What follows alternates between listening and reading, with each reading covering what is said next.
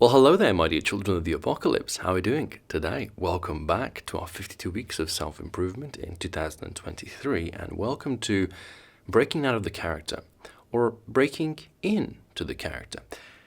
See, for the past 6 months, I've been actively developing a website where I'm going to be producing actually content for teaching people English. It's been one of those little side projects, one of my side hustles that I've been quite involved in.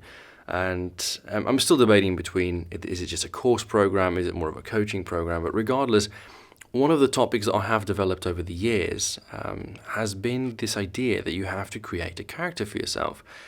If I go back to, I think it was 27th of January 2014, that's when I uploaded my very first YouTube video to this YouTube channel. And that was the first time that I put up there a commentary and my voice can be heard. And it's bad. It's an extremely cringy video for me to listen back to, but it's also, a point of reference to say, wow, this is just how much progress you have made in 8 or so years. And so as I've been going through the process of compiling different styles of learning that I used that are, a little bit different from perhaps what you'll hear in schools or other coaching, coursing programs, I realized that one of the biggest things that I created that can actually be utilized for these video series has been to create this character. And in the process of creating a character, you break out of your original character. See, where you're born, who you're born to, where you live, who you associate yourself with, a lot of the topics that we have covered in past videos, these are things that affect, in this case, your language, but really your personality as a whole, your character, right? Your charisma, everything that you ooze, everything you produce, everything you say, and the way you say it is created because of all these things that have been put in place beforehand. And sometimes we have to, switch out of it and we have to go into a different type of role. So what I did back in the beginning, and why I think that video that I made on the origin story of theOrangeDoom is so incredibly important, is because when I was creating this online persona, what actually ended up happening is twofold. Number one is I took all the weaknesses that I had in my personal life and I removed them, right? Because I was online, I didn't have to explain all the problems that I was dealing with, or all my insecurities didn't have to be shown. I could simply neglect them, ignore them. And the things that I did have that I was proud of, what I did was I made them stronger. I made them more potent. So that's why the story of the ego boy was created. That's why I played on this role of a very egomaniac, narcissistic, sort of powerful persona, because that is exactly what I was not in real life. But in the process of doing so, what actually ended up happening is I think the two personalities, they started to sort of merge. Over the course of a couple of years, they started to come and creep closer together. And as I departed the world of gaming and I was leaving the world of perhaps adolescence and moving more into adulthood, I started to take those things which I learned, which I had created, leveled up almost. My ego had got leveled up, for example, my power for English and my hunger for the world and wealth and power and influence, these things started to grow.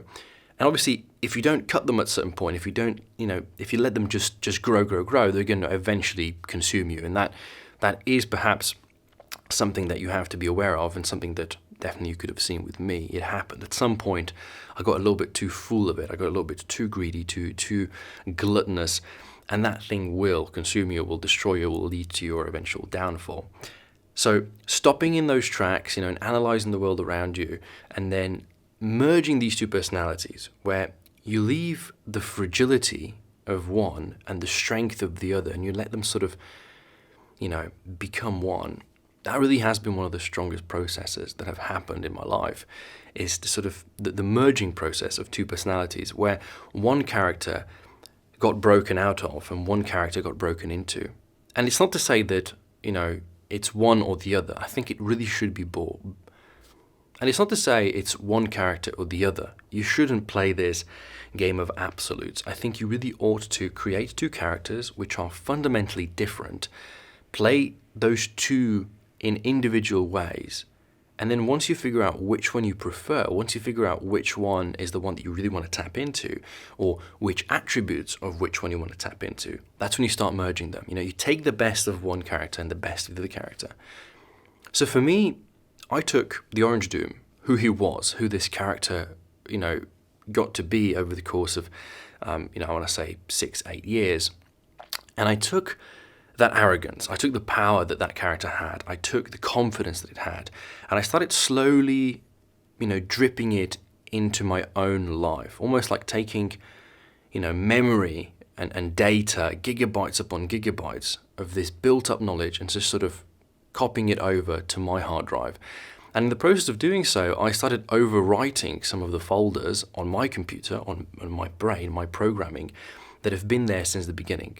Since I was a little kid playing RuneScape, running around the ball on the football pitch, riding bikes and crashing and hanging out with friends and being shy with women and being, a bit of a weirdo sometimes. I really think that it's important that we take those things that we perhaps find weird about ourselves in the past. Or maybe other people have told us that it's weird. They'll be like, that's bizarre that you do it this way, that they can't wrap their head around the way that you think or the way that you produce something. And I think you have to learn to ignore that. And that's what the mergement of two characters has done for me, is I think that the arrogance of theOrangeDoom allowed me to see my real life for what was truly important. And I think also the mistakes that were made by one character will accentuate and show you what are things that are important in the other. And you sort of learn from the mistakes of two characters. And perhaps this is going to sound a little bit schizophrenic, but you do get to live out a double lifestyle, and that allows you to make double the mistakes, but on two different lives, which means that if you make a lot of mistakes on one character, you can leave that character behind. You haven't completely screwed up everything. I think what you can afford to do in life sometimes is to make more mistakes by spreading out your resources. If I think of it in a finance sort of way, let's say you have an investment portfolio, in stock market, you have a crypto market that you're investing into, and you've got your bank. These are three different ways you can spread out your money. And if you don't have all your eggs in one basket, you can afford to make some mistakes, some judgment calls, some errors. The same thing I think happens in dating. You go on a date with three different women, you try three different things, you fail with one or two of them, but then the third one you have learned from the other two, use that knowledge to perpetuate yourself forward. And I think we've been brought up by thinking that failure is bad.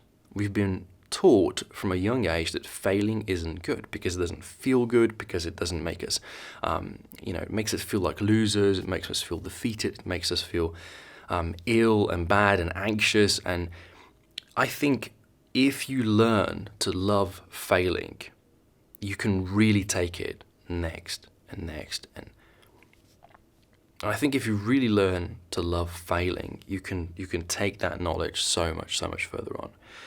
So for me, I don't know how to give this advice out because I'm no longer, a 16-year-old kid that's creating YouTube content. I'm no longer in that state of life where I feel like I want to create another character and run with it and learn from it, but I think I will. I think I will create another aspect of theOrangeDoom that is known, because I don't want to ever leave this character behind. This is a part of my schizophrenic self that has now become a mixture of two personalities that contains the best of one world and the best of the other. And I do think that if you can tap into that creative purpose and make mistakes and learn from them relatively quickly and swiftly, and then import that knowledge into your personal life, out pushing what was bad initially, the only thing that can happen is that your life gets better, you get better, people around you get better, everybody gets better. So my tip for you today is to think about what it is about yourself that at the moment you might not be comfortable with. And then ask yourself, is this something that I can fix myself, or is this something that a different character might be able to tap into better? Because if the answer is the latter, then I recommend that you create another character and break out of your own one. And do it as a test. Do it for a month, or 2, or 3, or do it for a full year, or if you're really crazy, like I am, I'll do it for 8+ years. Take care, and I'll catch you in the next one.